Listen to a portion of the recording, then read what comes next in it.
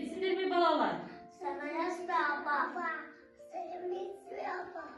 Бүгін көңіл күйлерің қалай? Жақсы. Жарайсыңдар. Бүгін біз сендермен ерекше дүкенге барамыз. Барғыларың келе ме?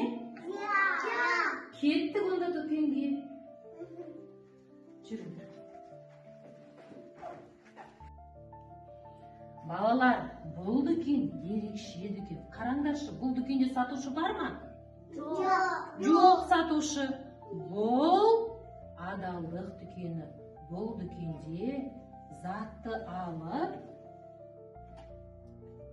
солсын кассаға ақшамызды төлеп кетеміз.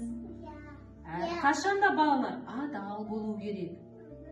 Бұл заттардың барлығы адал еңбекпен келеді. Адалдық адамның ең жақсы қасиеті.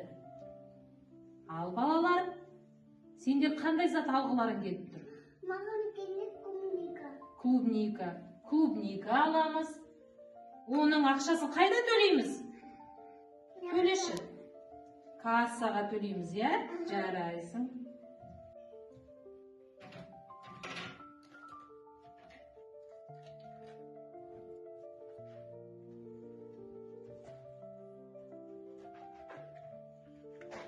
Сақыда ақсыдан. Сен ақсасын. Төлейсің әкесі. Менде ақша жоқ. Мен саған ақша. Рахмет. Балалар, сендер дұрыс жасадыңдар. Жасымен сен дұрыс жасадың.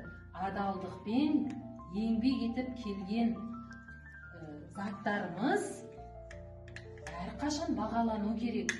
Дұрыс па? Адал болу керек әрқашан. Айсұлтан, енді сен түсіндің бе? Адал болу керек. Адалдық ол адамның ең жақсы қасиеті.